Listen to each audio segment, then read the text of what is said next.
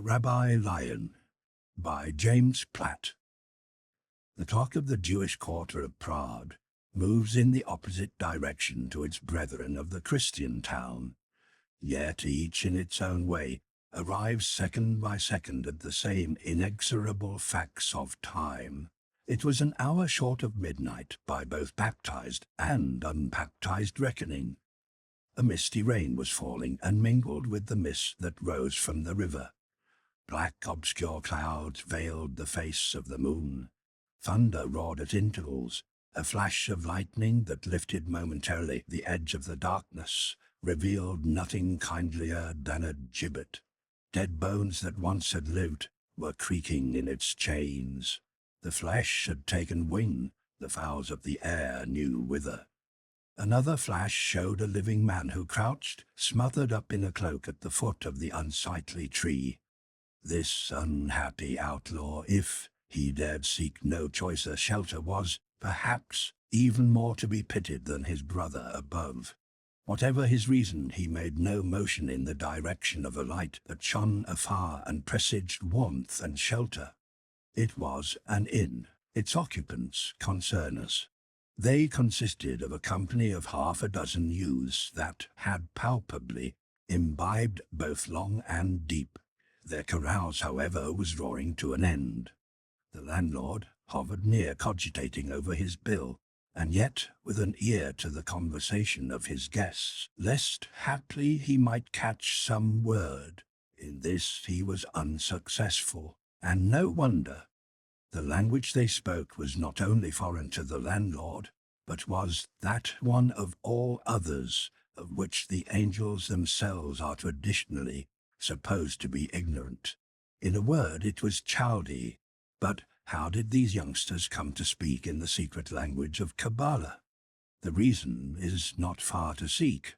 They were students of the Kabbalah and of magic under a rabbi, one of the most esteemed of his time. The occasion they were celebrating with the flowing bowl was indeed no other than the conclusion of their 7 years' apprenticeship. So far, so good. But there was more in it than that. There was a death's head at their feast, something that necessitated for its discussion their gift of tongues, something that took the heat from food and made the red wine show white through their skins. Upon entering their course, they had set their hands in blood to the customary indentures of the magical schools of that period. After 7 years, so the bond provided, only 5 of the pupils were to leave their alma mater, their occult education complete. The 6th was forfeit to the devil, his due for acquiescence and assistance in their studies. A point on which the academies differed was the method of selecting among the apprentices which was to suffer as damned soul. Some held a kind of glorified race in which the runner that last attained the winning post was torn asunder by the fiend, but the rabbi who conducted the reading party in which we are interested had laughed at a decision made on physical grounds. The graduates should be chosen, he thought, not for fleetness of foot, but for the foremost quality of their sorcery. The scapegoat should similarly be thrown out not for unsoundness of wind or limb, but for the inadequate result of black art cramming. Logical enough, all this. There remained but to discriminate between the competitors. To do this, the rabbi had decided that on the morrow of the night when our story opens, he would hold a solemn incantation. It would be the first serious function of which the neophytes could boast. Their 7 years' candidacy had been occupied with theory and had never ventured on practice. They would now find out the difference between knowing how to raise the devil and doing it, a difference which is even greater in this particular case than between word and deed in other arts and sciences. The idea of the rabbis was that, beginning gradually, the terror should be accumulated ever thicker and faster, until it reached a point where one of the men would break. This then would be the victim to be forced instantly from his circle and snatched soul from body by the enemy. The reader is now cognizant of the mysterious business that fluttered these young hearts. We may add that their use of a dead language had another source besides the need for secrecy.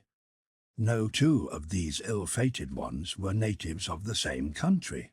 No two of them spoke a common speech.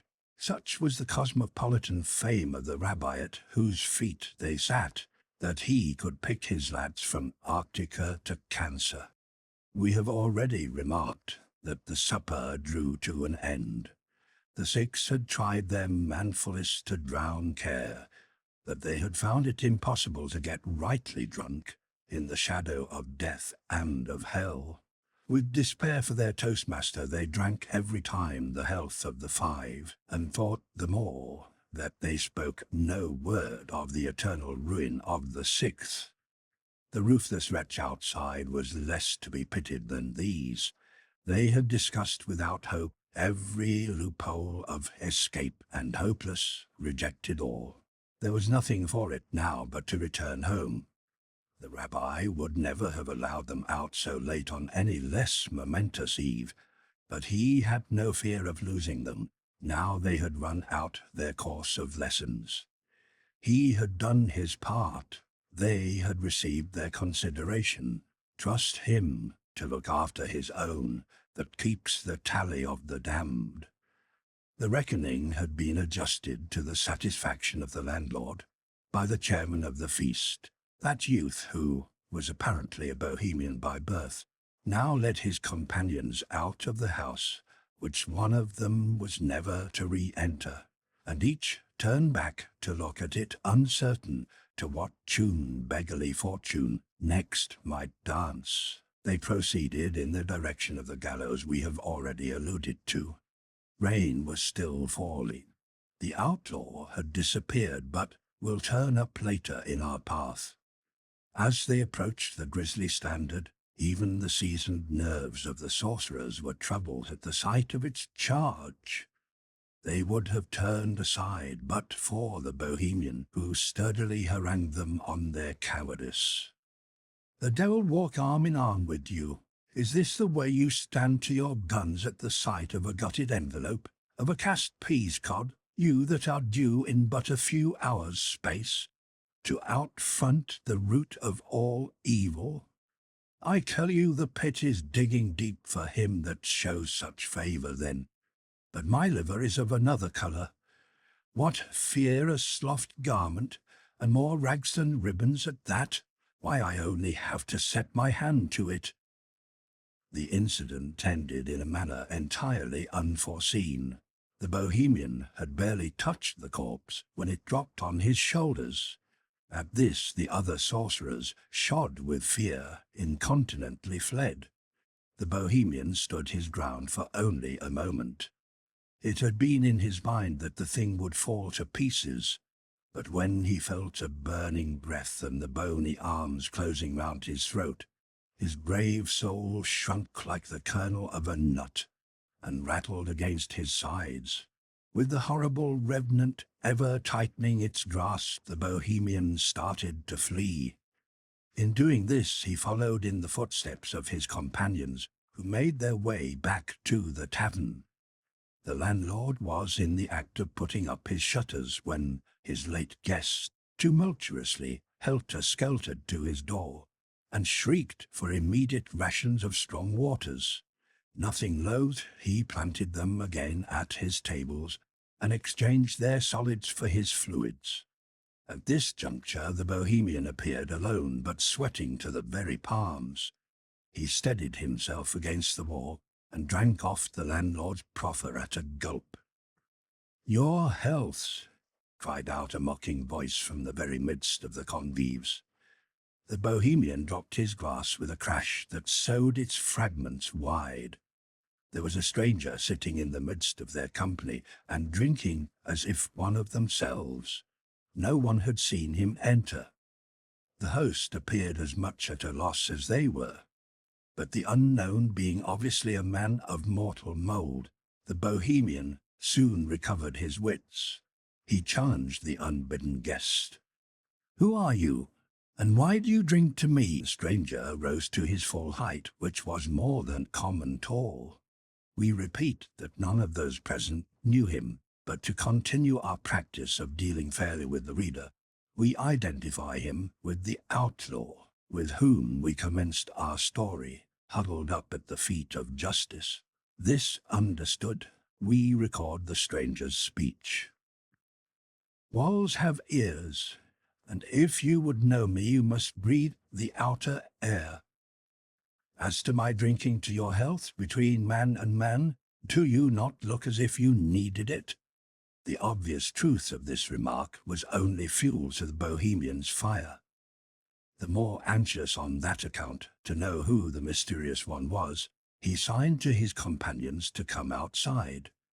The rain had now ceased. As they retraced, not without trepidation, the path they had so hastily left, they noticed that their gibbet was again occupied.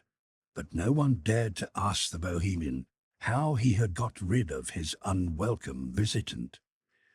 It was the stranger who renewed the conversation by abruptly mentioning his name.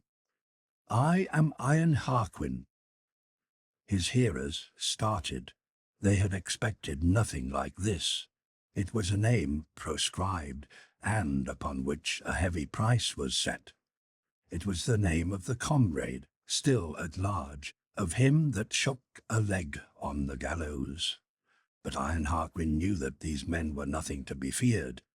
The affair of the dead bandit had given them their fill of thief-taking, at any rate, for that one night. The living might safely laugh them out of countenance about that exploit. He addressed himself accordingly to the Bohemian. "What, frightened with the rattling of bones that ride the gale? Would have me believe that the unpenitent thief descended from the cross? A sorrow on your fears. Take such tales to your confessor, for I'll have none of them, be sure. You had looked too long upon the jewelled wine, and that's the long and the short of it. I'll even touch hands with my dead mate myself, just to show you how unfounded your stampede. You will see no windfall vouchsafed to me, shake I never so shrewdly the tree." He suited the action to the word, and the event proved him right. The sorcerers would have turned tail at half a suspicion, but never a miracle occurred this time. The corpse continued to hug its chains. The Bohemian waxed wilder and still more wild, but he did not cease to listen to Iron Harquin. "Fear has no share in life of mine. Death has been all too long, my fellow. Familiarity breeds contempt. I believe I could make the devil's pulse jump, could I only obtain an interview. That, at any rate, is the one thing left that might fathom the resources of my heart. I saved the life of a Hebrew once, who, in return, gave me lessons in magic. I never worked so hard in my life. I looked to shortly kiss the mouth of hell, but, as ill luck would have it, I quarrelled with my rabbi, and never found a chance." The Bohemian could scarcely help showing his incredulity, nor did he care much for the stranger's feelings. "What possible cause of quarrel could you have with a man whose life you saved?" "Cause enough for anything and everything, since he introduced me to his betrothed, and I fell in love with her. He poisoned her mind against me, and on a chance cast me into a well. The water, however, was sufficient to break my fall, and I escaped after starving many days. It was 20 years ago, but I have never been able to forget it. He shall yet curse the mother that bore him. I tell you all this frankly as I told you my name, because I know that you are not what you seem." The Bohemian followed this relation and chewed the cud of it. An idea had occurred to him fraught with unholy joy. He saw, as he thought, how he could achieve his own salvation at one stroke with the death of the intruder. How it worked out we shall see in the sequel. This is how the Bohemian set it going. What do you mean by saying that we are not what we seem? Because although your outer man is clad in this world's uniform, your hearts are of the livery colors of hell. You are students of sorcery, and no later than tomorrow you are to conjure in your strength. Do I not read you rightly? The Bohemian stared in something very much like stupor. Where on earth could the man have got his information? It sealed his death warrant, in any event. He knew too much for sure. The Bohemian by this time had matured his plans, which he now expressed in words. Whatever your source of knowledge, you have hit us off correctly, I admit. Nor can we deny hospitality to such a man. We are within, as you say, a few hours of a magical ceremony. If you are so anxious as you pretend to face such odds, I will go so far as to yield my place to you. For the life of him, the Bohemian could not help something of a smile as he made this handsome offer. He was ignorant still whether the bandit was aware of the exceptional nature of this incantation. His reply would decide that point. If he knew the rules of the approaching contest, he would certainly refuse. If he did not, he could hardly maintain his fame without becoming a substitute for the Bohemian. To do him justice, Iron Harquin did not hesitate for a moment. Your hand upon the bargain, man, and never fear but I shall do you credit. Since the beginning of recorded time, there shall have been no such conjuration. We will quench the light of adverse stars. Hell's idiom has no word for what we shall do. Still wearing the same sardonic grin, the Bohemian broke in upon his enthusiasm. His department was the practical. Permit me to draw your attention to the fact that we have been drifting slowly on and shall soon have reached the rabbi's house. It befits us, therefore, to arrange our order of business. It may not have occurred to you that the rabbi must know nothing about this. If he did, he might possibly veto the affair. But there will be no difficulty in circumventing him. The house is built square around a central court, where the conjuration will take place in open air. You will enter with us muffled in your cloak, and your presence will not be detected among so many. You will conceal yourself under the staircase while the rabbi takes us to our bedrooms, which are the toppermost of the house. The old gentleman locks us in all night, for we are strictly looked after, I can assure you. When we are released after a brief slumber, it will still be dark, and if I slip into your hiding place and you assume my authority, I do not see why the rabbi should be the wiser. As to the risk you run, that is, of course, more your affair than mine. I shall pray for you from my coign of vantage, if I can remember any but backward prayers. But now confess, are you not moved at length with fear? Nay, by horn and hoof, I shall weather the devil as I have got the weather of death, and be hail fellow well met with both. At the worst a man can die but once. I had rather thus than a prod and a sod, like so many that I have sent to their account. And, to end all, is this your destination? Why, it is the house of Rabbi Lion. The Rabbi Lion is our teacher. The Bohemian was only too glad that the matter was thus settled. His fears for himself and of the other were disposed of in one ingenious coup. The remaining 5 sorcerers had followed the negotiations with mixed admiration and envy. From them no remonstrance was to be expected, quite the contrary, since they believed and hoped that the bandit, as a novice in magical matters, would be the one to pay penalty to the fiend. They had yet to find out that their dupe had more knowledge than they bargained for.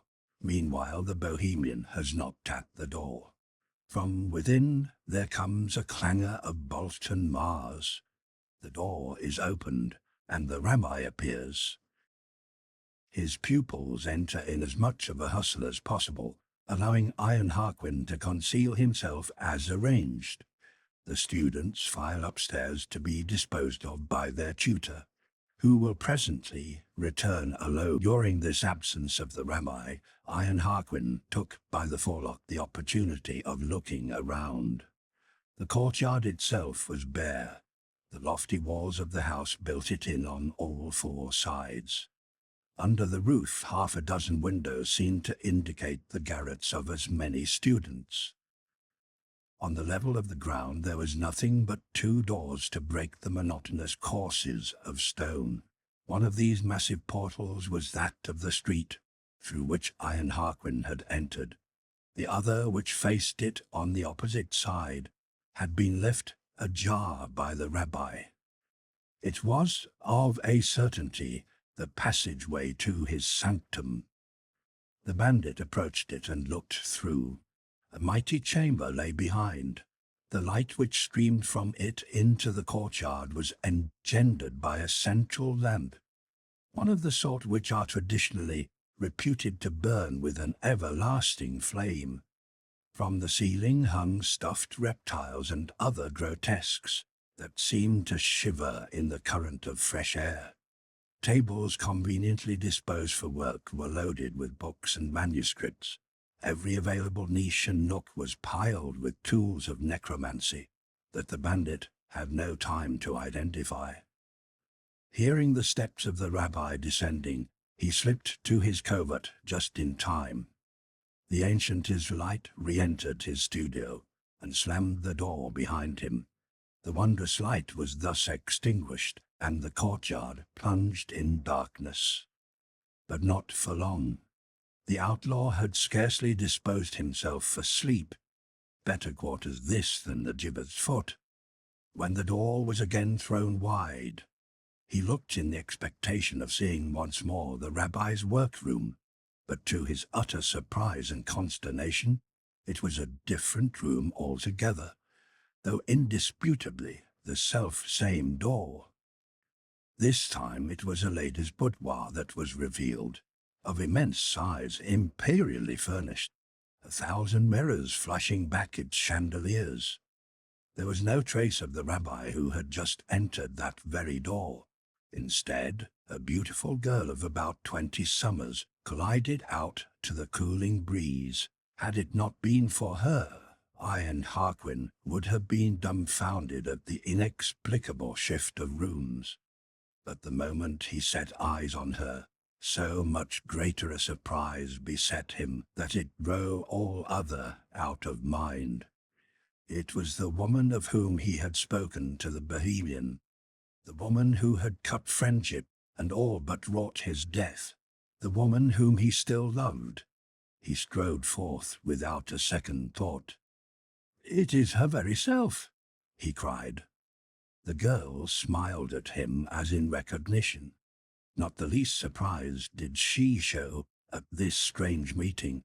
She called him by his name. "Iron Harquin, you know me after all these years? Who better among men should I know, after all that passed between us? And did you not first know me?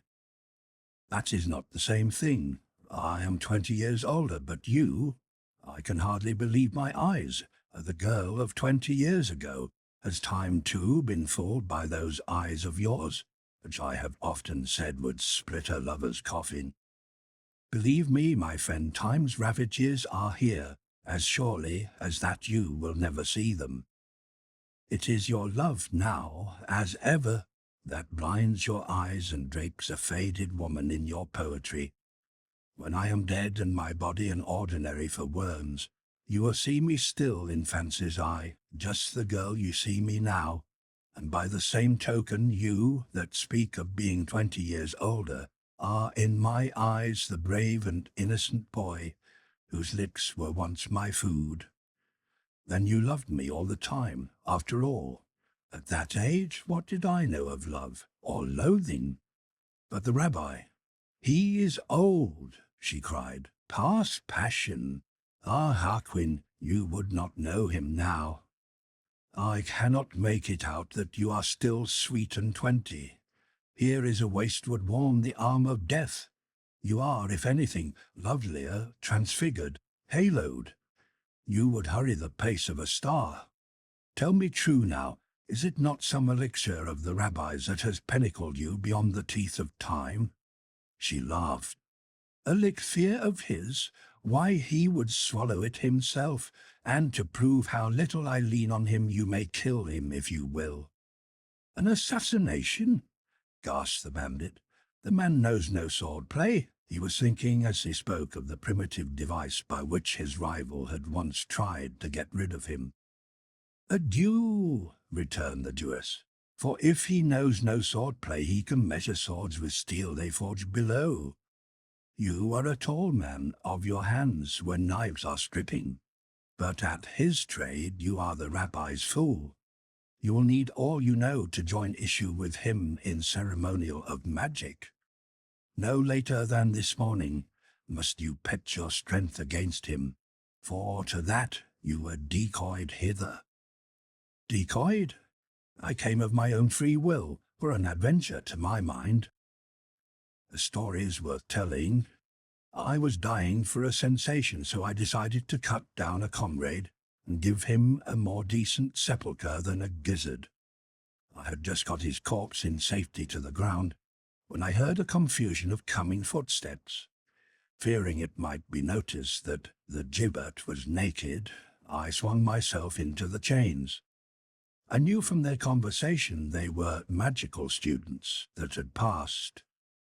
I had a yearning to foregather with such once more, as I did in the days of my youth. A practical joke gave me the opportunity, and heaven be praised for the good hap. Iron Harquin was about to improve the occasion, but at this interesting juncture, a howl of rage discharged through the upper air. It came from the head of the Bohemian thrust out of his window. The Jewess snatched up the two hands of her lover and pressed them to her fervid lips. Almost before he was aware of it, she had retreated to her bower and closed the door behind her. At the same moment, the Bohemian, having wriggled through his window, leaped headlong into the courtyard. He came down unskilfully. Iron Harquin thought he heard his leg go. He lay there groaning, and then burst into invective against the outlaw. "The devil rough ride you that have seen so close a dream that I only sighted from afar. Bestride me the succubus if I would have brought you hither, had I known she would come out tonight. The skies are dark as a wolf's throat, and I believe she only walked in the moon. For many a night I watched it shine on her silken hair, silken as the touch of sin, long, so that when she unbound it, she stumbled in her locks. Her silver body was fragrant as the boundaries of hell. Death and dissolvement. Let me get you in my grips, and you shall never see her twice.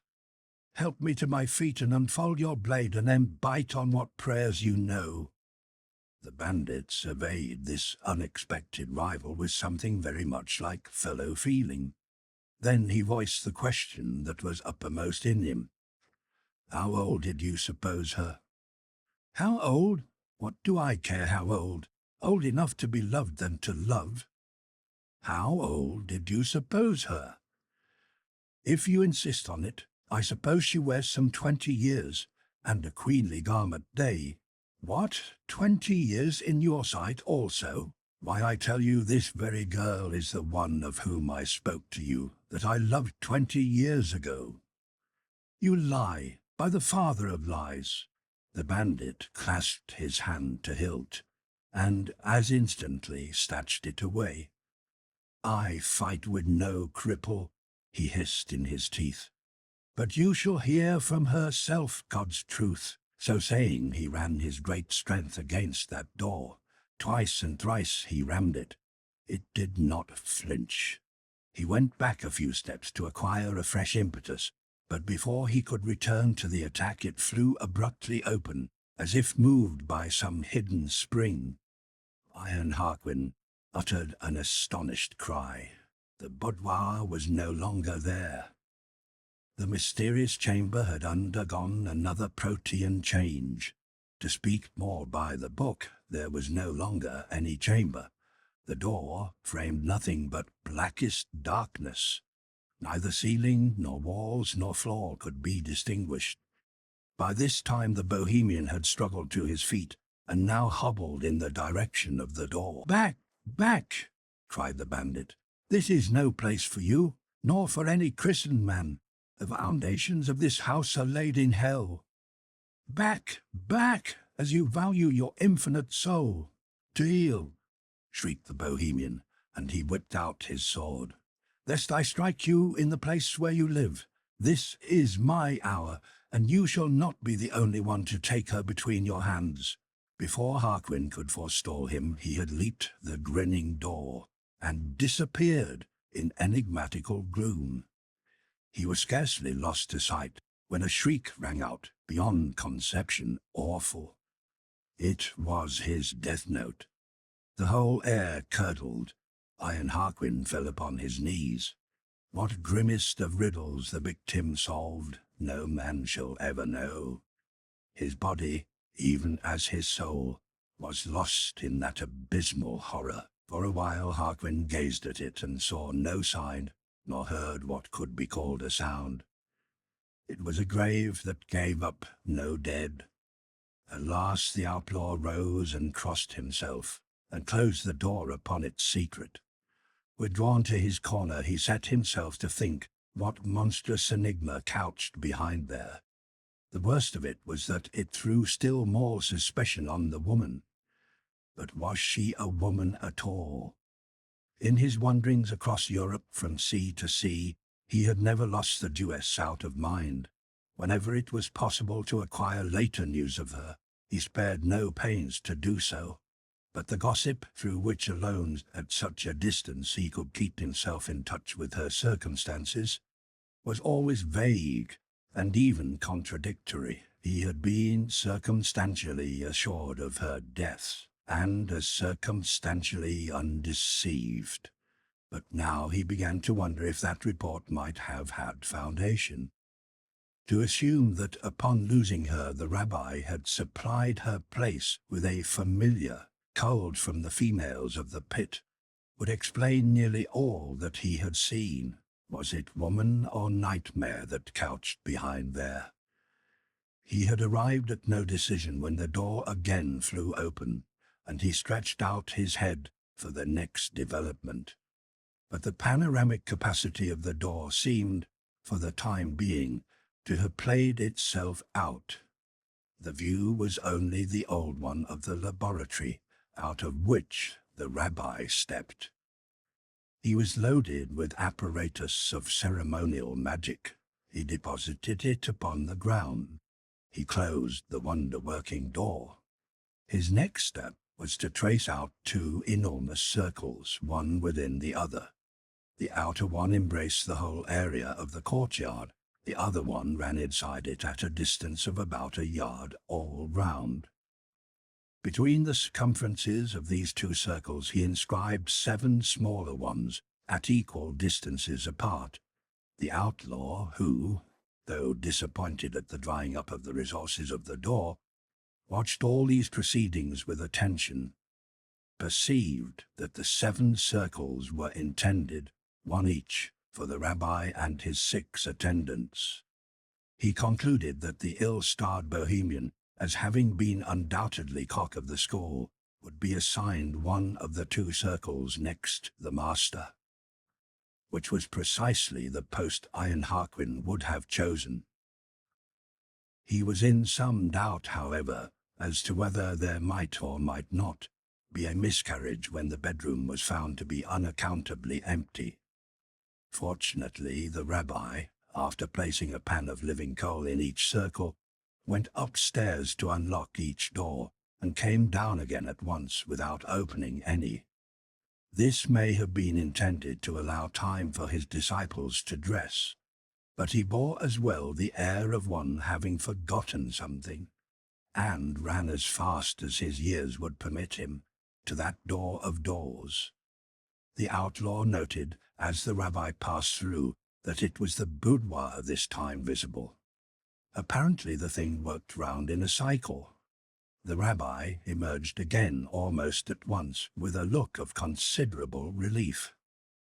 All this was Greek to the onlooker. The 5 candidates now appeared and took up the circles pointed out to them. The outlaw pulled his hat well over his features and, as it was still dark, hoped to pass muster. He saw, as he had expected, one of the places of honor was left for the Bohemian. He boldly took his stand there. He had now burnt his boats and must go through.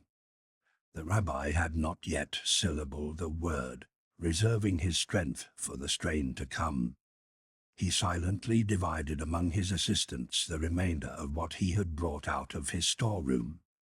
This consisted of civet, amber and musk, of benzoin, camphor and myrrh, of every fragrance that wizards burn. The rabbi then stepped into his own circle and commenced the preliminary prayer. The supreme moment had come. A sudden glow invaded the veins of the amateur exorcist, late Iron Harquin, as he heard that well-known voice. Bit by bit, as he warmed to the work, he remembered the ritual which this very man had once been at pains to teach him. From time to time the other 5 chimed in with the responses. Iron Harquin dared not risk the recognition of his voice. As the ceremony proceeded, the air seemed to grow more dense until it became a matter of difficulty to breathe. It was thickening with, as yet, invisible elementals. Anon the outlaw's attention was drawn to the glances of his fellows, which timorously sought the empty space, enclosed by the inmost of the 2 circles. He was somewhat dashed, even he, to see that this empty space had shrunk below the level of the courtyard. Worse, it continued to sink until it disappeared altogether. The magicians now stood in their 7 circles around the circumference of a well. Even this was not the worst, as the bottom, though out of sight, must still be sinking, and would sink to the very confines of the underworld. Connection was to be opened with the bottomless pit by means of this bottomless shaft. Having arrived at this by no means engaging conclusion, Iron Harquin had only to wait for the end. It came with a sudden smother and smoke that belched from the mouth of the chimney. The rabbi threw instantly perfumes upon his fire, and his acolytes did likewise. Essence and quintessence fought desperately with the evil odors of this smoke that came straight from eternal fires. And there was borne up with the smoke a weird hubbub of voices that blasphemed in every tongue. Cracked lips of the damned shrieked execrations in languages long dead, whose accents unintelligible made hearts stand still. In vain the rabbi raised his voice that had never ceased from the first onset. His exorcisms were drowned in oaths both loud and deep, and with the Russian roar of furnaces stoked with blood. And now the thick air showed faces that peered in their eyes and gibberings that were not faces, creeping and calling things. The outlaw's skin had long ago wrung out its last drop of sweat. The rabbi's white hair stood all on end. The moment for the trial had come. Iron Harquin threw his hat out of the circle, where it was instantly torn into a million shreds. His face thrust abruptly into their rabbi's line of sight. He roared in tones of thunder, "Rabbi Lion, I am Iron Harquin." The effect upon the rabbi was electric. His eyes started out of his head. The chant died away upon his lips. He dropped like a stone into the pit. One long, low moan reverberated from side to side, broken up by peals of hellish jubilee. A terrible voice that hushed all else cried out 3 times, "Lost! last, last. This was the climax, and Iron Harquin the man to bear the brunt of it. No help was to be expected from the 5 sucking sorcerers. They were ridden to rags. The last events had crowded so quickly together that the outlaw practically took up the litany where the rabbi had dropped it. He gave it such voice as would have been a surprise to the others, were they in a state to make the observation. The fact is, Iron Harquin was drunk with the cup of revenge. For 2 pins he would have bearded the fiend. The infernals shrunk from the lash and lather of such magnificent rage, expressed in the highest terms of art. They of the pit sucked in their smoke and hushed the outlet of despair. The centre of the courtyard reappeared, air refined itself, victorious sweet scents flung wide their banners. Go in peace to your place. Peace be between us and you. Be ready to come when you are called. This final formal leave-taking of the spirits, without which no magician worth his salt would ever abandon his circle, wound up what had once looked like a serious business. The 6 could now quit in safety the circles which, a moment before, had been their only bulwark against perdition. The students were too limp to pay any attention to the giant that had taken their world upon his shoulders. Their little remaining sanity was all bent to the desire to get away from an accursed house. They stumbled out of the front gate, which the outlaw had to open for them, and scattered to the 4 winds of heaven. The cost being now clear, the bandit made for that other door, which had played so many parts. On what would the curtain now arise? He opened and discovered the boudoir, a repetition of its last role. The cycle theory was thus effectively disposed of. There was nothing for it but that the door obeyed some arbitrary will, scarcely its own. The rabbi was dead, and worse. There remained then only the Jewess. But where was she? The chamber had no outlet. She could in no wise have left it.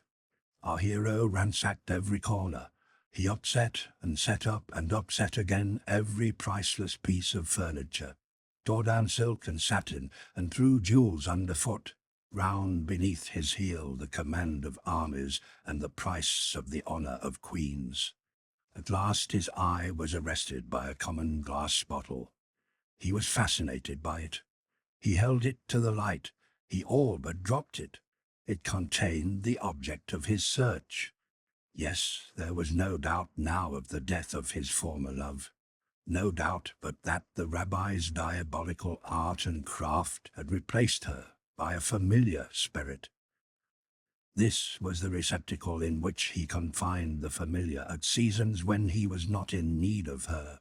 This was the familiar herself within the bottle, reduced, most delicately small. She still wore the guise of his long-lost wife with which her master had endowed her. She still caused a pang to the iron heart of Harquin to see her down to such poor prison. And she knew her power over him. She knew that he would find a way. She smiled at him divinely. She clasped her tiny hands in prayer to him. But he was aware that he must needs release her. He neither thought nor would have cared that, now her master was dead, once released, there was no controlling her. It just had to be done. But how to set about it? The stopper was sealed down, and with a talismanic character on the seal. It was the uttermost secret of the rabbi. Iron Harquin could not read it, and without reading it he could never open the bottle. There remained but one avenue of escape. The bottle must be broken. With all the strength of his iron arm he dashed it to the ground. There was a tremendous explosion, a roar like thunder, a flash before his eyes. Not a mirror in the chamber but was shattered and scattered. A rapidly enlarging female form escaped from the shards of the broken bottle. It lost as it enlarged all resemblance to the well-remembered Jewess. It became indefinite. It thinned into little more than a mist. It gradually disappeared.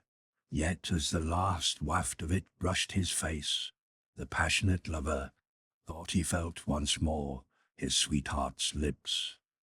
But he looked around and saw himself alone with solitude and wreckage and desire of death. The end of The Rabbi Lion by James Platt.